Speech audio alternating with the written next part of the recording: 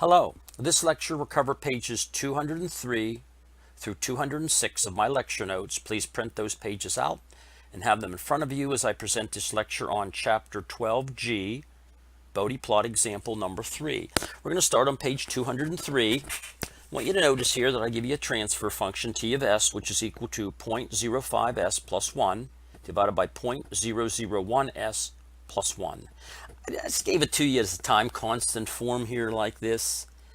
I'm trying to mix it up a little bit. And what you want to do is you want to keep the time constant form, but you want to get into so you can see the break frequencies. Remember, this is time, this is tau. And we know that the break frequency is equal to 1 over tau. Okay? So if I bring tau to the denominator and write as a complex fraction, it's the break frequency. So this transfer function is better represented this way. That's all. Notice that this is case 3a. Back on, I think it was page 192 when we talked about it. It's a zero example. Up to now, we just had all pole examples. But we have a zero in the numerator, and we have our zero in the numerator and our pole in the denominator. So this is case 3a, and this was case 3b. And we discussed what happens with these zeros and what happens with these poles. We're just going to use it in this example now. So we already have it in the time constant form where we can extract the break frequency. You know, k0 is equal to 1.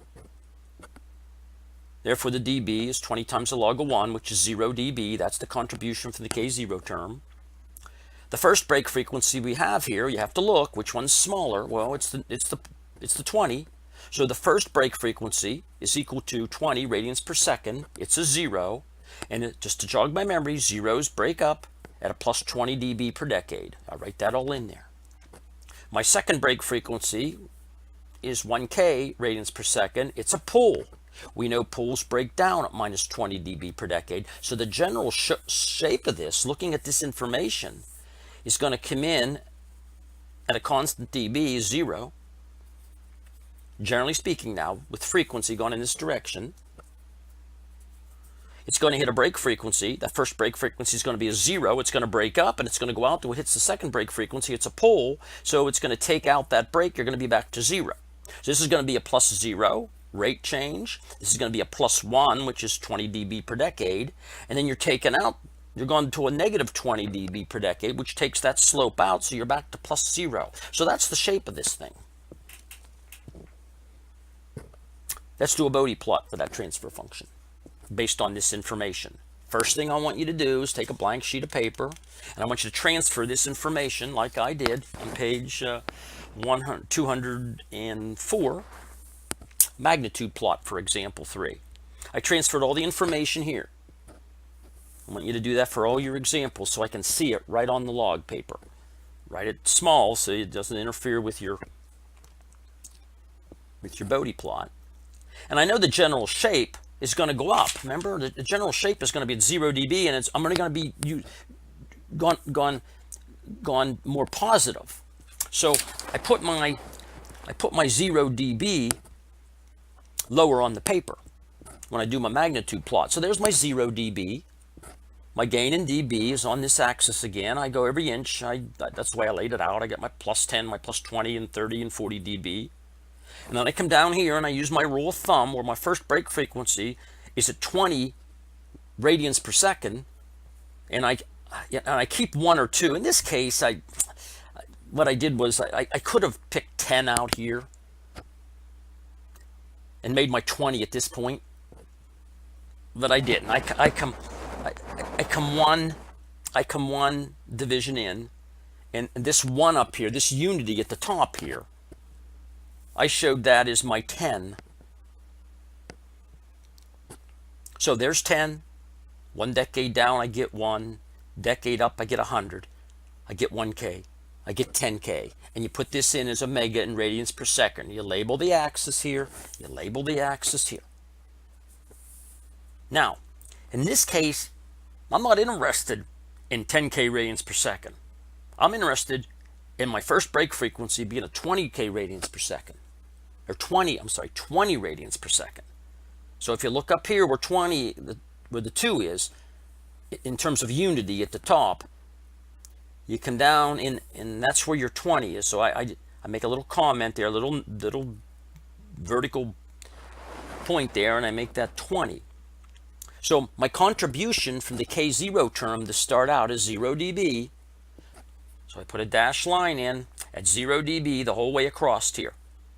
That represents my contribution from the K0 term. Next thing I have to look at is my first break frequency at 20 radians per second. I know it breaks up at 20. It's a 0. It breaks up at a slope of plus 20 dB per decade. So I go right at 20 right here and I put a point. And I go 1 decade up. Well, 1 decade up doesn't go to the 100. 1 decade above 20 goes to 200 radians per second. And I come up and I have to put another dot 20 dB from this dot, because this slope is 20 dB per decade. There's your decade here to here. And at that point, we should be up 20 dB, because that slope of that line is a +1. And I put a dashed line in here. There's my dashed line at that point.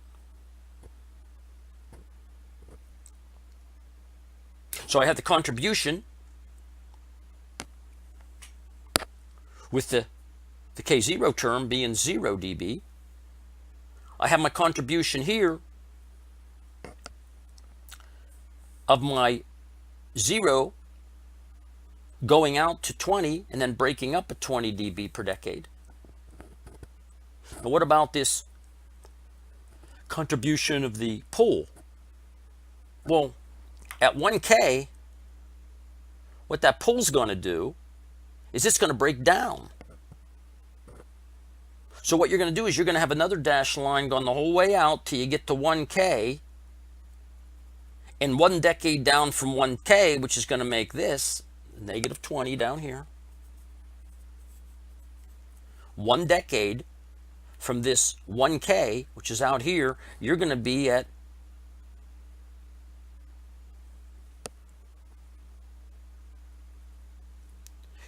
sloping down, and you have to eclipse 20 dB. Over 1 decade, you have to go down 20 dB.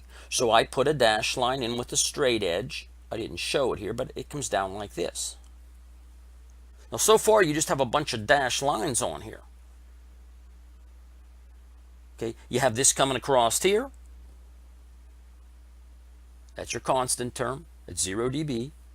You have your 0 breaking up at 20 dB per decade at 20 radians per second.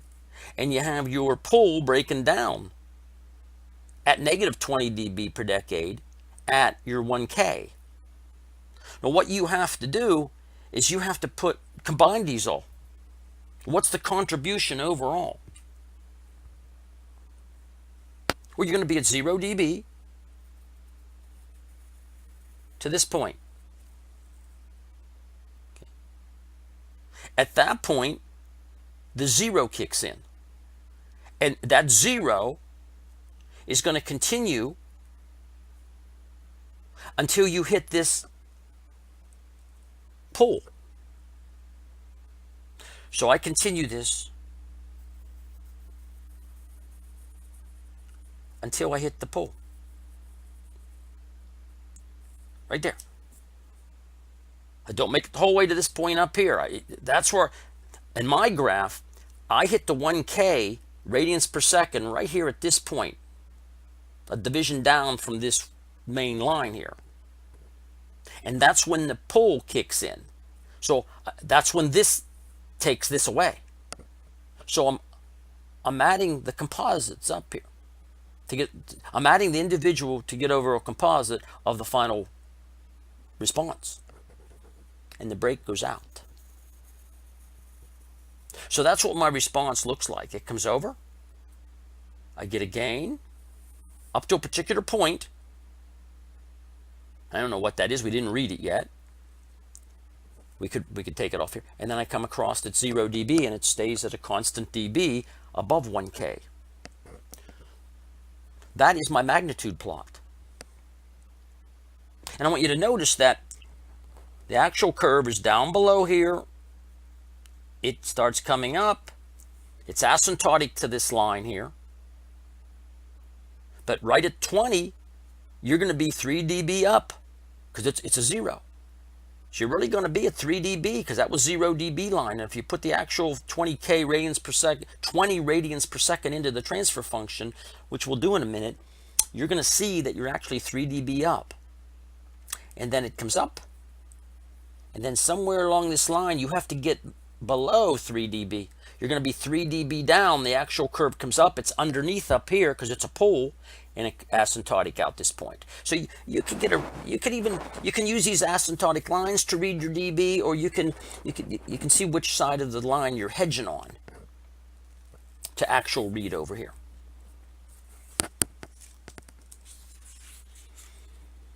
I want to point something out here at this point. This transfer function looked like this. And yet some students look at that and says, well, the K0 term is a 1 because there's no gain. That's not exactly true. The only way you can get this transfer function is with an operational amp, with an active circuit. And the only active circuit we know about now are op amps. So op amp. Now, I didn't give you the op amp like I did in example 2 to get to this. I just gave you the transfer function. But you're not going to use all RC values here to get this transfer function. Why? Because you're getting a gain. You're getting a gain of 30-some dB out here. Because at 20 radians per second, you're breaking up. From that point on, you're getting a gain. So I could just look at this and say, well, that's a high-pass filter with gain. Why is it a high-pass filter? Because it's passing the higher frequencies. The lower frequencies, the signal passes at a ratio of 1 to 1. Remember, the voltage gain ratio is 1. 20 times the log of 1 is 0 dB. So 0 dB doesn't mean you don't have any gain. You have a gain of 1. That's all. Whatever voltage you have coming in, you have going out until you hit this break frequency. And then from that point on, at 20 radians per second, you're getting a gain out of that circuit. And you're not going to get a gain out of the circuit without it being an active circuit for our applications. So it's a high-pass filter with gain. At the higher frequencies here, you got your gain. Now, if you did those accurately, well, I'm sorry, we just did the magnitude plot. Let's do the phase plot real quick here. Take a look at the transfer function for the phase plot. Take a clean sheet of paper. I put my 0 degrees in the middle out here. This is my degrees on this axis. I have plus 45, plus minus, plus 90, minus 45, minus 90. I label my same radian frequency axis down here as I had before. There's my 1, there's my 10, there's my 100, there's my 1K, there's my 10K. Now I look at the contribution from the K0 term. I do these one at a time back here. I go back and I do these one at a time. The K0 term here was a 1. It had no angle, so I put a dashed line in the whole way across, and I said, that's my angle associated with the K0 term. What about my 20 radians per second pull? Well, or 0. We know zeros at the break frequency are at exactly plus 45. A decade above, they're at plus 90. A decade below, they're at 0. So remember, zeros break from 0 to plus 90, and at the break frequency, they're at halfway in between. They're at plus 45. So I put my dashed line in for the phase shift for just the numerator 0, just for this guy. Now what about poles? Well, we already had the lecture. We explained it in the theory. But what do poles do? Well, poles at the break frequency of 1K, that's what the break frequency was. Look back, it's 1K, right there it is. It has to be at minus 45 degrees because we know poles a decade below that are going to be at 0 degrees, and a decade above that, they're going to be at minus 90 degrees. So they go from 0 to minus 90 through a minus 45 at the break frequency, just opposite the zeros because they're in the denominator. Now what you have to do is you have to take these 3 dashed lines and you have to come up with a composite for the overall phase shift of the system. You just take your time, and I get endpoints. I know out here I put an X. I put an X or a dot where the actual curve is. I think I put a dot right there where the actual phase is going to be here. And I know when I get out here to 20, none of these started kicking in yet, so I have to be at that point. And when I get out here to 100 radians per second, none of these really started kicking in yet.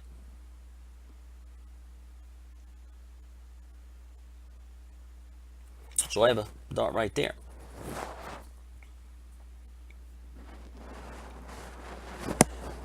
Let's take a look at something here. Yeah, 20. Now we were okay. We're okay.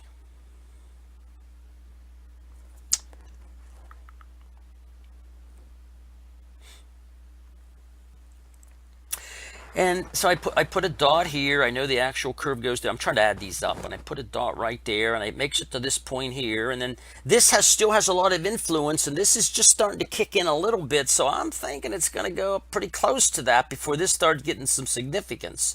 So I know my actual curve follows this one up to here.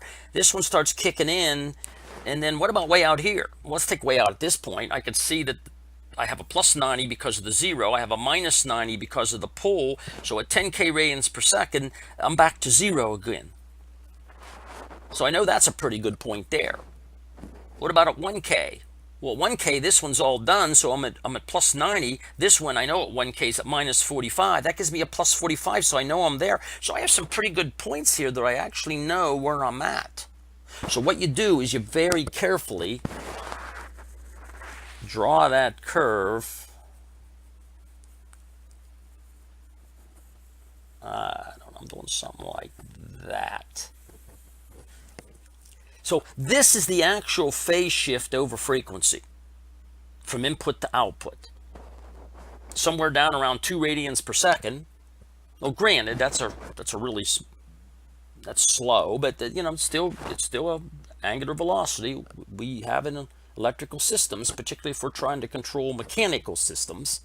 Mechanical systems, you're really low down here, you know, in these lower radian frequencies. The time constants are pretty high. They're 10 seconds, 20 seconds, which are going to result in radian frequencies 0.1, 0.5, 0.05.